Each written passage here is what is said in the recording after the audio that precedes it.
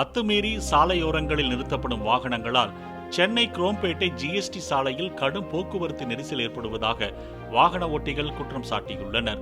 பல்லாவரம் முதல் தாம்பரம் வரை உள்ள பிரதான சாலை ஓரங்களில் இருக்கும் கடைகளுக்கு செல்லும் வாடிக்கையாளர்களும் கடையின் உரிமையாளர்களும் சாலையை ஆக்கிரமித்து நிறுத்தும் வாகனங்களை காவல்துறையினர் அப்புறப்படுத்தி போக்குவரத்து நெரிசலை கட்டுப்படுத்த வேண்டும் என வாகன ஓட்டிகள் கோரிக்கை விடுத்துள்ளனர்.